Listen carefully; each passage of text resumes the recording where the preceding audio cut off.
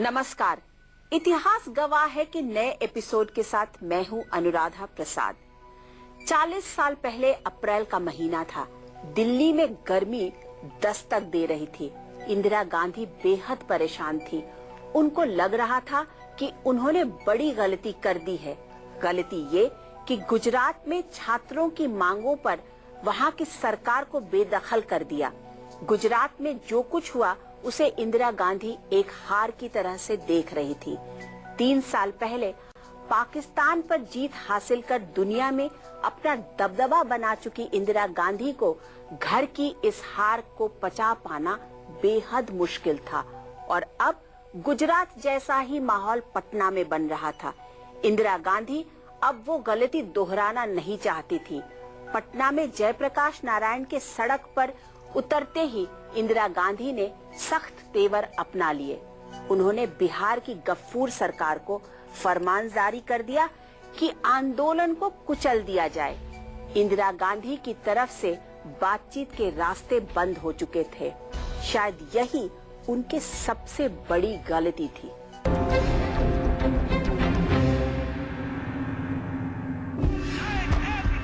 छात्र आंदोलन का नेता बनकर जेपी जनता की उम्मीदों के चिराग। पटना के गांधी मैदान में जनता की अपार भीड़ ने जेपी को उपाधि दी लोकनायक। जब वो छात्रों के आंदोलन का नेतृत्व करते हैं और नेतृत्व करते हुए एक स्टेज ऐसी आती है जब जनता, छात्र और ये देश उनको लोकनायक जयप्रकाश नारायण के रूप में उनको उपाधि देते हैं और उनको सचमुच लोग लोकनायक जयप्रकाश नारायण के रूप में मानते हैं। जेपी ने पटना के गांधी मैदान से ऐलान किया कि देश के हालात बदलने का मैंने प्रण लिया। पूरा गांधी मैदान जय प्रकाश जय प्रकाश जय जय प्रकाश के नारों से गूंज उठा। फिर आई 5 जून 1974 की ऐतिहासिक तारीख। भीषण गर्मी के बावजूद पटना के गांधी मैदान में जेपी की सभा हुई। यहीं जेपी ने संपूर्ण क्रांति का आह्वान किया। समाज का परिवर्तन, आर्थिक परिवर्तन, शैक्षणिक परिवर्तन, सांस्कृतिक परिवर्तन, राजनीतिक परिवर्तन, ये सब इसमें आ जाता है। तो इसलिए संपूर्ण क्रांति ही इसका उद्देश्य है।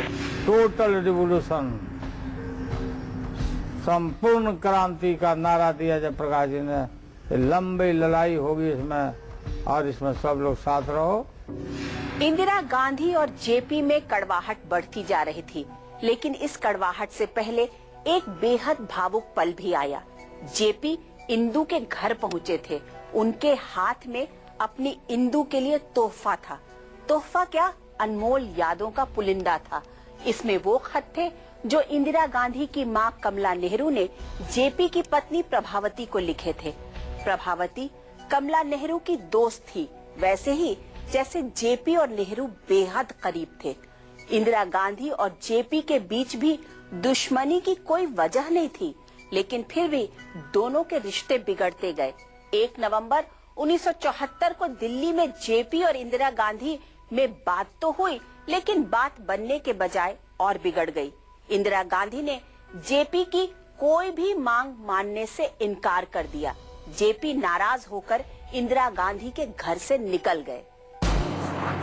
इस मुलाकात के साथ इंदिरा और जेपी में आर पार की तारीख तय हो गई। 4 नवंबर 1974 को पटना में मुख्यमंत्री आवास घेरने जा रहे जेपी पर पटना में आयकर गोलंबर के पास पुलिस की लाठियां बरसी। जेपी जमीन पर गिर गए। जनसंघ नेता नानाजी देशमुख ने खुद लाठी खाकर जेपी को बचाया। उनके माथे पर चोट, पगड़ी बांधे हुए और मूर्छित जेपी जो सड़क के पर गिरे पड़े हैं, जिनको अपने दाहिने हाथ पर उन लाठियों को नानाजी देशमुख ने झेला। जेपी के साथ उस समय नानाजी देशमुख थे। पुलिस ने लाठीचार्ज किया। वो दांत लगाते थे डंचर, वो अपने जगह से हिल गया। चश्मा जो है खुल करके फेंका गया। चप्पल जो है आधा पैर में आधा बाहर, टीयर गैस के प्रभाव से आंख से पानी गिर रहा है, एकदम ऐसे पड़ गए। पुलिस जुल्म की इस तस्वीर ने पूरे देश में जेपी के लिए सहानुभूति पैदा की। इंदिरा का विरोध बिहार की सीमा से बाहर निकल गया। जेपी के हर कार्यक्रम में संख्या बढ़ती चली गई और जितना कांग्रेस की सरकार आंदोलन को दबाना चाहती थी, उतना ही लोगों का गुस्सा सड़कों पर उभरने लगा। और छात्र संघर्ष समिति के साथ साथ एक नागरिक संघर्ष समिति का भी गठन किया गया था। तो ये आंदोलन धीरे धीरे 4 नवंबर के बाद छात्र आंदोलन से जन आंदोलन में परिवर्तित हो गया। पहली बार इंदिरा गांधी के राजनीतिक विरोधियों को इतनी ताकत आ गई कि वो उनके खिलाफ खड़े हो सके। अब तक बिखरा हुआ विपक्ष एकजुट होने लगा। जबलपुर में इस एकता की पहली झलक दिखाई दी। यहीं से ये तय हो गया था कि अब ये आंदोलन सत्ता के संघर्ष में तब्दील होने वाला है। छात्र नेताओं से राजनेता बनने का दौर शुरू हो रहा था।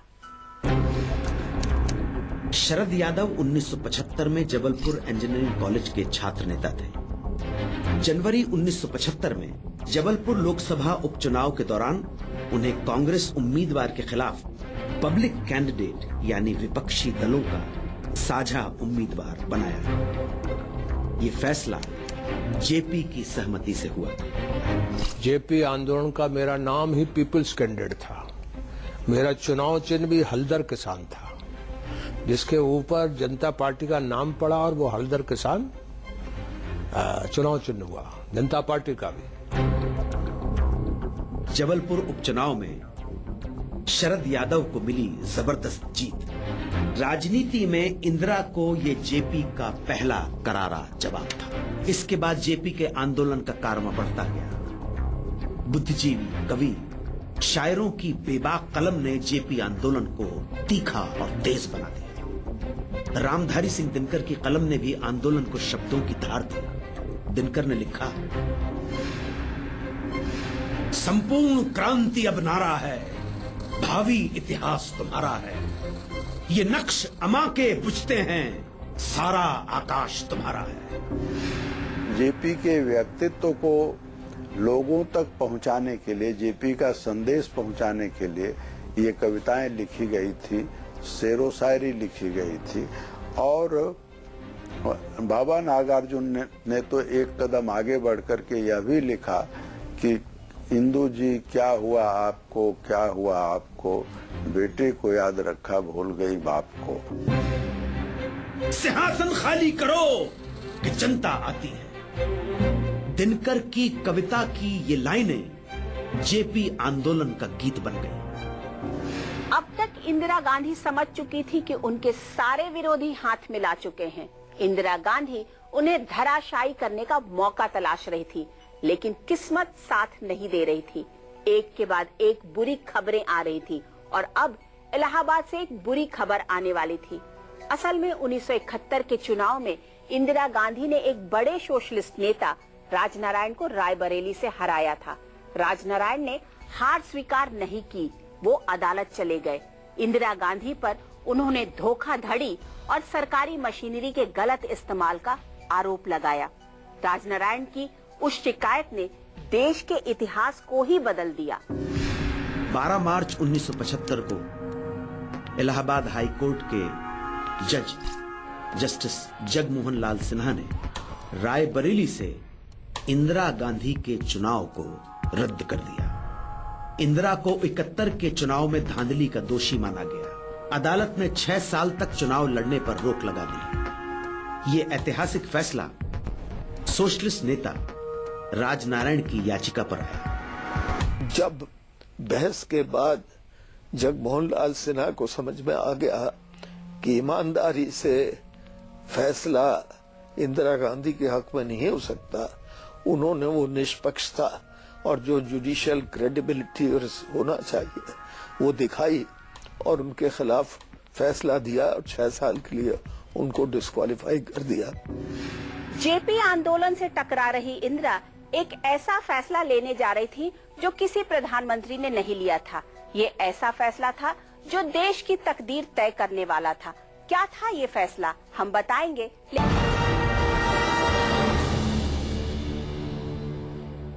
कुछ गलत फैसले, कुछ हालात और कुछ मुकद्दर।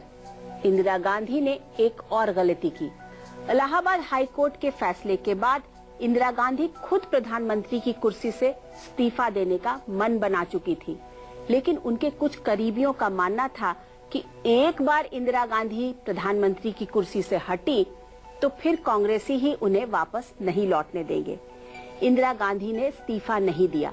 सोचिए, अगर इंदिरा गांधी कुर्सी छोड़ देती तो शायद आंदोलन का वो तूफान थम गया होता, देश का इतिहास कुछ और ही होता। लेकिन इंदिरा गांधी ने कुर्सी नहीं छोड़ी। मोरारजी देसाई जैसे नेताओं ने जेपी को समझाया कि लोहा गर्म है, वार करना चाहिए। जेपी ने वार कर दिया।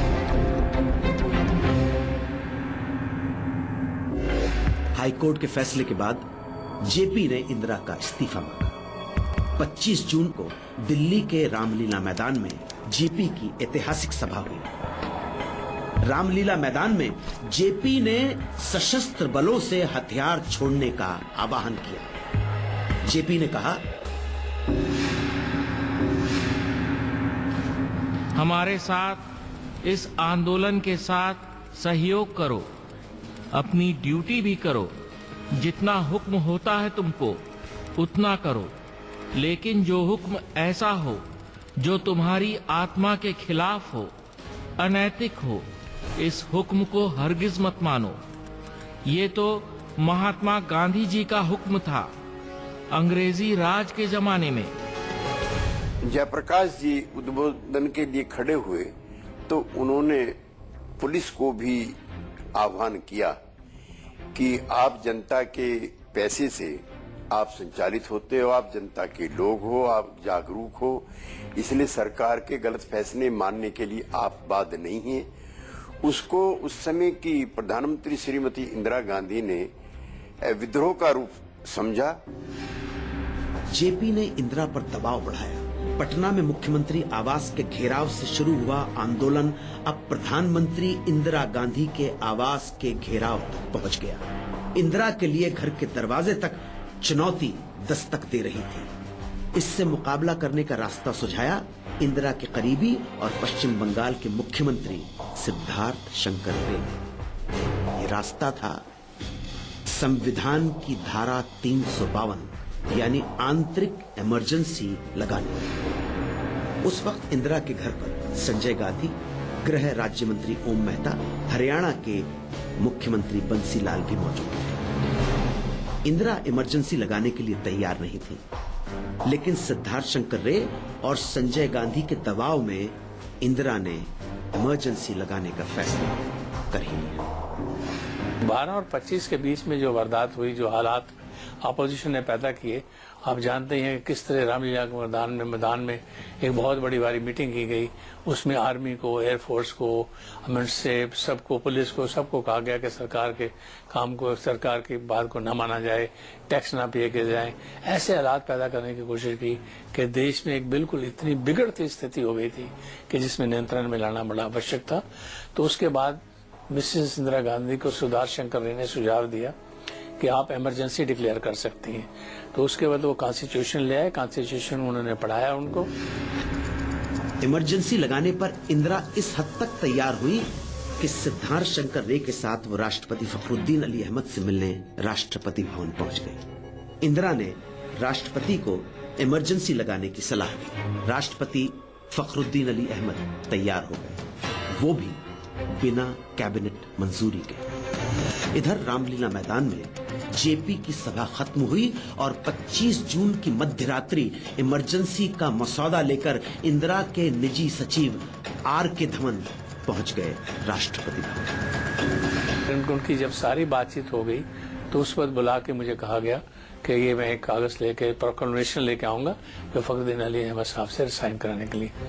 प्रोक्लेमेशन जो थी वो भी सिद्धार्थ शंकर रे ने तैयार की और उसको रात को तकरीबन 11:30-12 बजे के करीब मैं फखरुद्दीन अली अहमद प्रेसिडेंट साहब के पास लेके गया। 25 जून की रात फखरुद्दीन अली अहमद ने इमरजेंसी के मसौदे पर दस्तखत कर दिए। 25 जून की रात देश इमरजेंसी के शिकंजे में जकड़ गया। 26 जून की सुबह 6 बजे इंदिरा कैबिनेट की बैठक हुई। इमरजेंसी के बारे में इंदिरा ने कैबिनेट को बताया तो सभी चौंक गए, लेकिन किसी ने इमरजेंसी का विरोध नहीं किया। When a duly constituted government with the mandate of the people are running the government, if certain agitation or leaders of the agitation call for overthrow this government, don't obey their order, don't listen to them, that means you are challenging the institutions, you are challenging the mandate of the people. That was also an aberration. 26 जून को सुबह 3 बजे JP को दिल्ली के गांधी शांति प्रतिष्ठान से गिरफ्तार कर लिया गया। गिरफ्तारी के वक्त जेपी ने कहा, विनाश काले विपरीत बुद्धि। जेपी के साथ ज्यादातर विरोधी नेता भी गिरफ्तार कर लिए गए।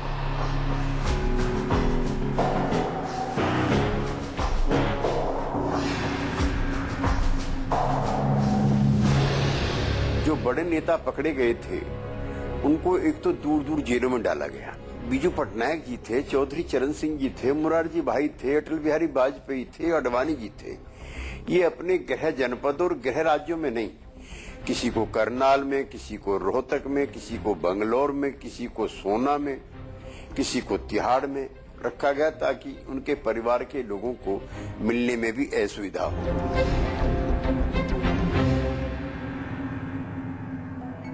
इमरजेंसी लगाने में इंदिरा गांधी से भी ज्यादा बड़ा रोल उनके कुछ करीबियों का था। इनमें सबसे अहम थे सिद्धार्थ शंकर रे, देशबंधु चित्तरंजन दास के पोते और इंदिरा गांधी के बचपन के दोस्त सिड। इंदिरा गांधी को सिड पर बहुत भरोसा था। बांग्लादेश बनने के बाद इंदिरा गांधी ने सिद्धार्थ शंकर रे को ही पश्चिम बंगाल का मुख्यमंत्री बनाया। जब इंदिरा गांधी इस सवाल से जूझ रही थी कि किसे देश का राष्ट्रपति बनाया जाए, तब सिद्धार्थ शंकर रे ने फखरुद्दीन अली अहमद का नाम सुझाया। कहते हैं इमरजेंसी के ऑर्डिनेंस पर राष्ट्रपति फखरुद्दीन अली अहमद ने जब दस्तखत किए तब वो बाथ टब में थे और शायद उन्होंने ऑर्डिनेंस पढ़ा भी नहीं था, जिससे सिद्धार्थ शंकर रे ने ही तैयार किया था।